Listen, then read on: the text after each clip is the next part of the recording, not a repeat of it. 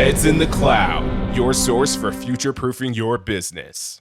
Hey everybody, and welcome to this week's edition of Heads in the Cloud with me, James, and that's Joe over there. Hey Joe, how you doing this week? Hey, James, I am good. I'm tired, but good. Happy Friday to you. Joe and I got to see each other in person this week, which is a pretty rare thing, and we got glamour shots, photos taken. So hopefully you guys will see some new artwork around this podcast that makes us look prettier than maybe we actually are. So I'm pretty excited about that. Yeah, it was a good week. That's also why I'm tired, getting to see you in person. So, but I am. We had a very productive and exciting week, and there's lots to talk about. Yeah.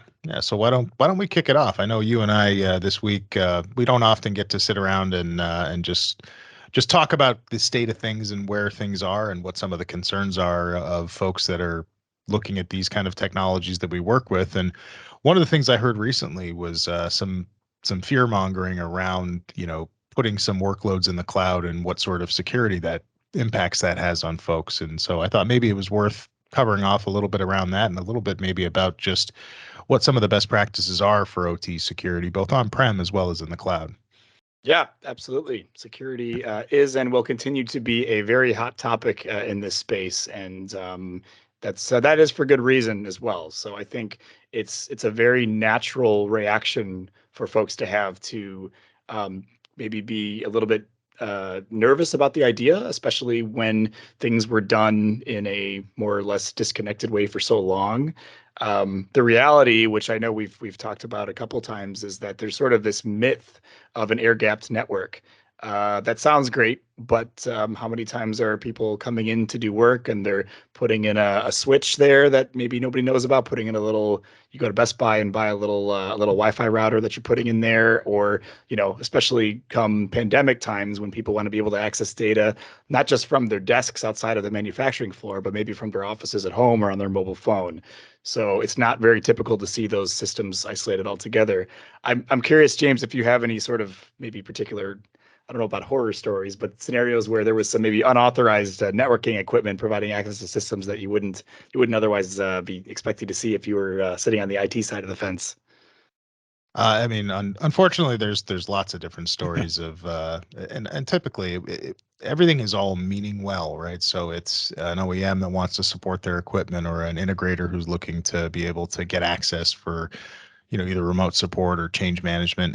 And a lot of times what happens is IT policies don't really take that into account, or they're very cumbersome to implement. I know I won't name them, but there was a vendor who posted a reference architecture last week or maybe 2 weeks ago on LinkedIn, and it was 4 firewalls deep, full of rules. And so I asked a bit of a loaded question as to what's the best practice to manage this, because what I've seen in my pragmatic history is that a lot of times what happens is rule bloat inside of the firewalls, and access control lists aren't accurate, and IP schemas aren't being followed, and so you end up with unfortunately a lack of investment in the management below the firewall in the factories that creates a bunch of security issues, or it creates a challenge in actually being able to get the access that you need. And so people work around it, and there's all sorts of solutions that work around the security perimeter that's put in place by IT, and a lot of times IT is none wiser that it's even happening. So unfortunately, with the way controls OT investment has gone, at least on the management side of it, and this isn't across the board, this is my personal experience, so take it with a grain of salt.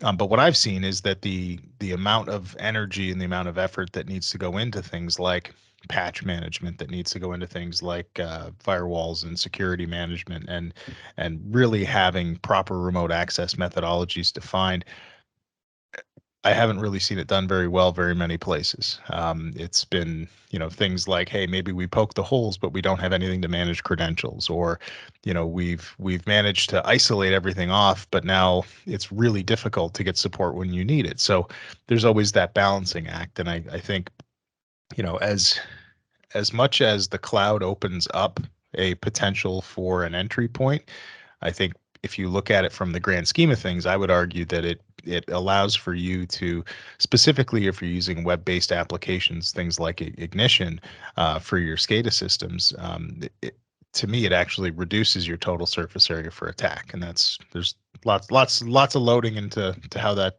comes together, but that's my opinion. Yeah, and you take the example of your four firewalls deep scenario, and that's something that if part of the responsibility is on, let's say, the OT staff to be able to manage all of that, they're spread thin enough as is trying to keep the plant running, and so that's adding more workloads, and things tend to get skipped. Everybody's prioritizing what they're working on in their day, and unless there's an active attack going on, for example, those are the things that tend to get pushed to the background. And so if you're now taking these complex management and defense in depth approaches, and you're moving some of the responsibility of that to groups who that is their full-time job to do that, and they're deploying active threat monitoring tools, and they've got traffic analysis tools and all of these things that you should be doing, but now there's a dedicated group doing that, they're obviously going to be able to give that a lot more time and attention. And so even though you could look at the cloud as this sort of nebulous, get it, nebulous, this nebulous piece of an infrastructure that is a big target by nature of it being sort of accessible globally, there's a lot more defense in depth techniques and approaches that you can put in place and have that provisioned and managed by folks who are taking it very seriously and are very good at it. So it's letting the experts do what the experts do best, and that goes on both sides of the fence, both from a security, enabling teams to manage that on your behalf, and then you on the plant floor, again, focusing on what you do best, which is what makes your company money and the manufacturing stuff. So I do see there being a huge benefit to doing that, but it could be a scary leap for people who are now quote unquote outsourcing something that is very critical. Yeah. Yeah, I mean, even if one step was just, hey, big industrial software vendors, please start producing things in containers, because if you're running a minimal operating system to run your application, whatever that might be, that takes away so many of the potential entry points for malware. I mean, just that alone, and then being able to destroy that operating system and redeploy it from a container image as opposed to trying to save snapshots on VMs and back up full operating systems on VMs. It's an approach that I think people don't maybe realize yet exactly how big of an impact that's going to have on the security footprint for manufacturing. But there's some complexity to doing that, and in a lot of cases, there's a ton of technical debt from the software vendors that makes it hard to get to that. Yeah, I think building on that too, you look at identity management as something where, folks will historically run Active Directory servers at the plants level, and they may still need to do that, but you end up getting bloats of users and groups for different things that require management, especially if the AD group management is done by folks on the plant floor. Compare that with something by using a centralized identity provider in the cloud, where yes, you could say that, Azure Active Directory is a big target, for example, but also they've got the folks and the technology responsible for managing all of that, and then you've got single groups of let's say customer representatives who are managing those groups across all of their company. And then there's a pretty cool technology which is called PIM, which there's equivalents in some of the other identity management providers as well. But instead of you just permanently assigning somebody to a group and granting them access, and then you have to manually remember to remove access in the future, you actually can temporarily elevate permissions to allow you to do a certain thing with auditing attached to that. So now you have this, centralized audit log, if you will, of changes that have been made, of elevated permissions that have been requested, who authorized those for what length of time, and it's all governed centrally. So again, that can apply to not only the IT side of the house, but also your OT systems. And that's a really cool thing to do. And you look at a lot of the compliance certifications and even things like, like SOC 2, where you have security and access management policies. You can, a lot of times they'll say you have to do, a quarterly review of all of your different accounts and role assignments and stuff. Now you can actually use tools like this centrally to be able to basically enforce you. And they can say, hey, you know what, we're going to enforce an administrator every quarter to go and reauthorize or reapprove folks who are granted certain elevated rights, or we're only going to allow them to provide permissions for a limited amount of time. So that's something I learned recently that I thought was a pretty neat function. And again, it's really, really hard to do that on site and do it very, very well. So when we talk about security, identity management, and permissions, that authorization piece is something that I think gets overlooked a lot too. Yeah, but and I think if you think about kind of the net, and I apologize for my dog barking. If you look at the net, kind of what you can do in terms of the Holy Grail when it comes to the factory floor is, especially when you get into browser-based authentication and browser-based applications, things like Perspective from Inductive, but there's plenty of others as well. Um, you really create the opportunity to separate that hardware from the OT management folks. So hey, you know what? I don't actually care if IT owns and manages these thin clients or these PCs, because all I'm using is a web browser. So my risk profile is quite low in terms of me having some sort of an issue if there's an update or some sort of service pack applied to these.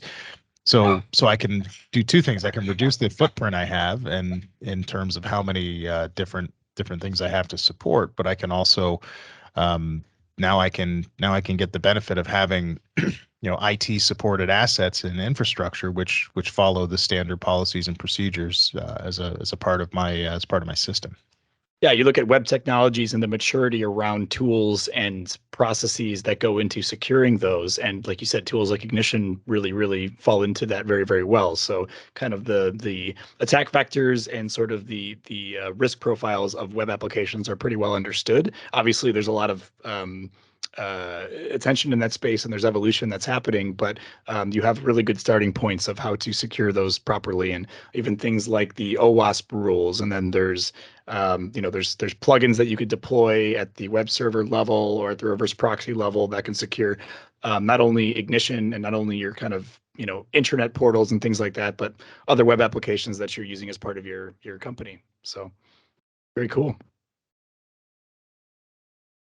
You are muted, I believe, James, but we had some dog barking, so I apologize for muting there for a second. But I think we're getting close to time, so I think maybe we'll hang it up here. But Joe, thank you for your time today, and listeners, if you have any security thoughts or if you completely disagree with anything we said, we'd love to hear from you.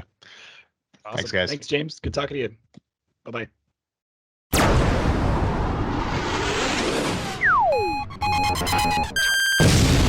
Heads in the Cloud, your source for future proofing your business.